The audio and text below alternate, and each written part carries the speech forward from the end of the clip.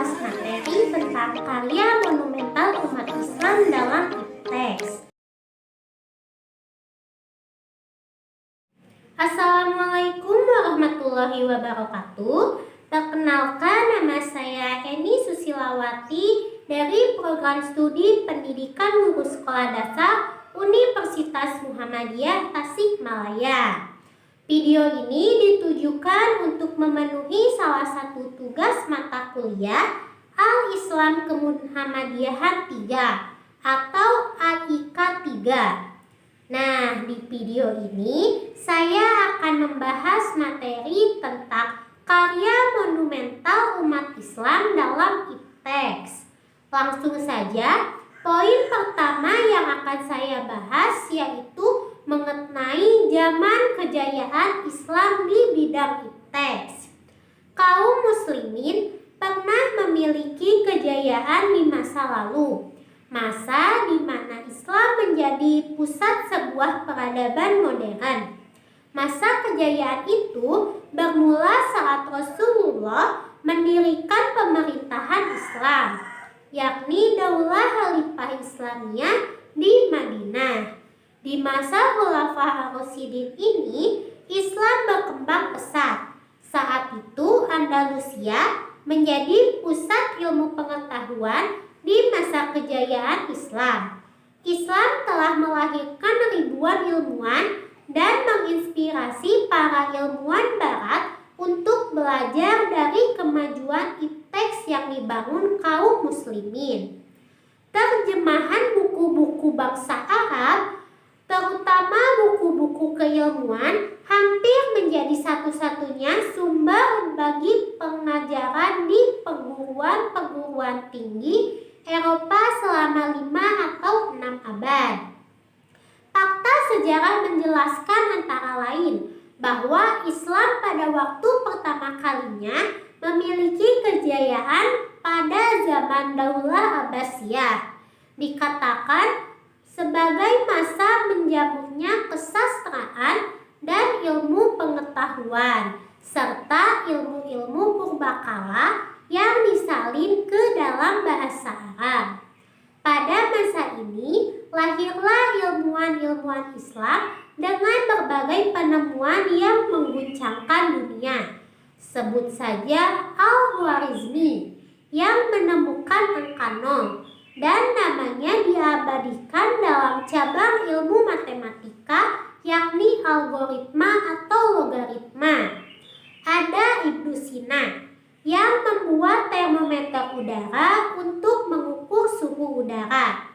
Bahkan namanya dikenal di barat sebagai Avicenna, pakar medis Islam legendaris dengan karya ilmiahnya Kanun, yang menjadi referensi ilmu kedokteran para pelajar barat.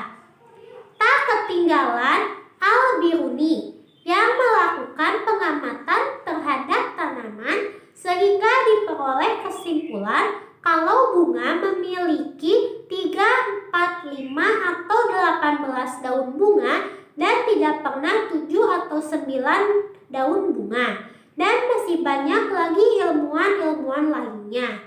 Dinasti Abbasiyah membawa Islam ke puncak kejayaan saat itu. 2/3 bagian dunia dikuasai oleh kekhalifahan Islam. Tradisi keilmuan berkembang pesat. Kesadaran akan pentingnya ilmu pengetahuanlah yang mengundang terciptanya beberapa karya ilmiah seperti terlihat pada abad ke-8 Masehi, yaitu gerakan penerjemahan buku peninggalan kebudayaan Yunani dan Persia. Bukti kemajuan Islam pada abad ke-8 dan 9, negeri Irak dihuni oleh 30 juta penduduk yang 80%-nya merupakan petani. Hebatnya, mereka sudah pakai sistem irigasi modern dari sungai Eufrat dan Tigris. Hasilnya di negeri Islam, rasio panen gandum dibandingkan dengan benih disebar mencapai 10:1. Sementara di Eropa pada waktu yang sama hanya mendapat 2,5:1. Ini membuktikan bahwa ilmu pengetahuan pengetahuan dan pengembangan berdampak cukup besar bagi peradaban dan kesejahteraan umat pada masa itu. Dan kecanggihan teknologi masa ini juga terlihat dari peninggalan-peninggalan sejarahnya, seperti arsitektur Masjid Agung Cordoba, Blue Moscow di Konstantinopel, atau menara spiral di Samara yang dibangun oleh Khalifah Al-Mutawakkil, Istana Alhambra yang dibangun di Seville, Andalusia pada tahun 913 Masehi. Poin yang kedua yaitu apa saja sebab-sebab kemajuan umat Islam dalam ipteks. Berikut ini ada beberapa faktor yang menunjang kemajuan ipteks pada masa lalu, yaitu dalam pendahuluan buku teknologi dalam sejarah Islam. Ahmad Y. Al-Hasan dan Donald R. Hill mengutarakan 7 faktor kemajuan sains dan teknologi Islam. Ketujuh faktor itu adalah agama Islam, pemerintah yang berpihak pada ilmu pengetahuan, bahasa Arab, pendidikan, penghormatan kepada ilmuwan, maraknya penelitian, dan perdagangan internasional. Pertama adalah agama Islam. Menurut Al-Hasan dan Hill, agama yang dibawa oleh Nabi Muhammad SAW ini memberikan dorongan yang sangat kuat kepada umatnya untuk melakukan pencapaian-pencapaian di bidang sains dan teknologi. Kedua, pemerintahan yang berpihak pada ilmu pengetahuan. Howard R. Turner dalam Sains Islam yang mengagumkan mengatakan bahwa pencapaian di bidang sains dan teknologi sudah menjadi ciri-ciri umum semua dinasti Islam, baik itu dinasti kecil maupun besar. Hampir setiap kota Islam ketika itu terdapat gerakan Arabisasi dan penerjemahan. Di samping itu juga didirikan akademi-akademi, observatorium, dan perpustakaan. Ketiga, bahasa Arab. Sejak awal pemerintahan dinasti Umayyah, ilmu pengetahuan dari Yunani dan India diterjemahkan ke bahasa Arab. Menurut Al-Hasan dan Hill, para sultan ketika itu sepenuhnya menyadari bahwa tidak mungkin ilmu pengetahuan berkembang di dunia Islam jika ilmu-ilmu tersebut tertulis dalam bahasa non-Arab. Melalui aktivitas terjemahan itu, ilmu pengetahuan menyebar tidak hanya di kalangan penguasa dan intelektual, tetapi juga masyarakat awam. Melalui penerjemahan itu pula, muncul banyak istilah sains dan teknologi yang baru dari bahasa Arab. Bahkan bahasa ini dapat dipakai untuk mengekspresikan istilah-istilah ilmu pengetahuan yang paling rumit sekalipun. Keempat, pendidikan. Untuk memacu laju perkembangan ilmu pengetahuan itu, para khalifah mendirikan sekolah-sekolah, lembaga pendidikan tinggi, observatorium, dan perpustakaan. Perpustakaan yang sangat terkenal pada dinasti Abbasiyah bernama Bait al-Hikmah atau Rumah Kearifan. Kelima, penghormatan kepada ilmuwan. Al-Hasan dan Hill mencatat bahwa para ilmuwan pada era keemasan Islam mendapatkan perhatian yang besar dari kerajaan. Para ilmuwan masa itu dipenuhi kebutuhan finansialnya, bahkan diberi uang pensiun. Kebijakan ini diambil supaya mereka bisa mencurahkan waktu sepenuhnya untuk kegiatan mengajar, membimbing murid, menulis, dan meneliti. Keenam, maraknya penelitian kerajaan mendorong para ilmuwan untuk melakukan penelitian di berbagai bidang. Salah satu contohnya adalah riset ilmu matematika oleh Al-Khwarizmi. Sang ilmuwan telah menghasilkan konsep-konsep matematika yang begitu populer dan masih tetap digunakan hingga sekarang. Angka 0 yang Anda saat ini kenal merupakan hasil penemuannya. Angka ini dibawa ke Eropa oleh Leonardo Fibonacci dalam karyanya Liber Abaci. 7.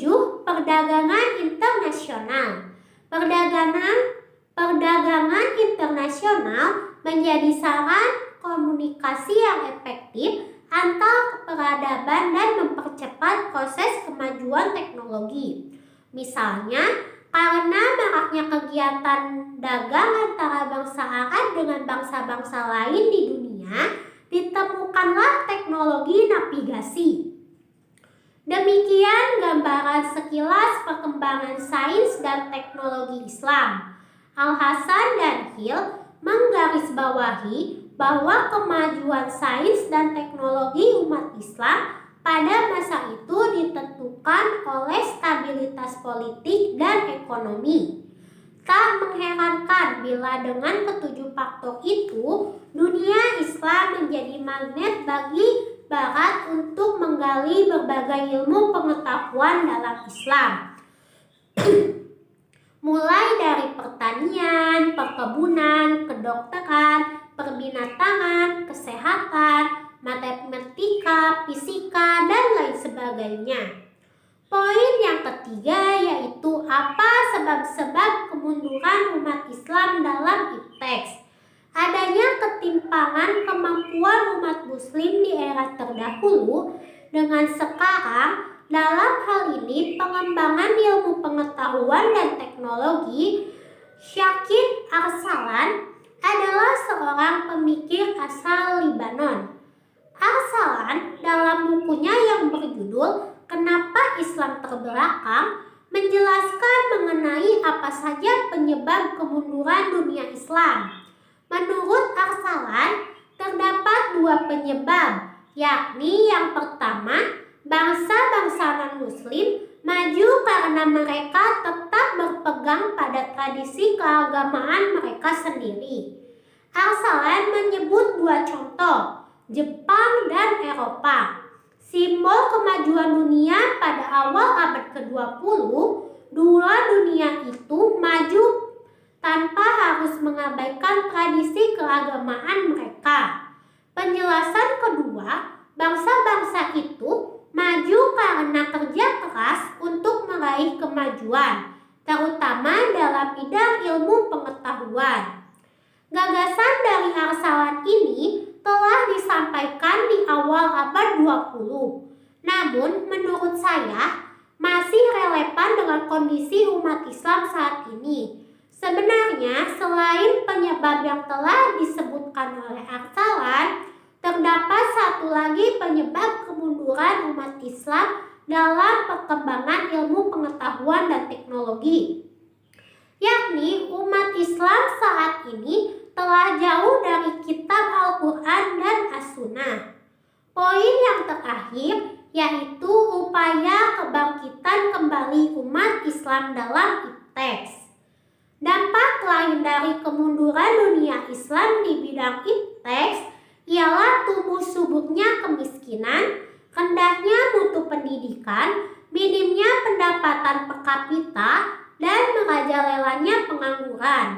Di samping itu, banyak negara-negara Islam yang terjerat hutang luar negeri.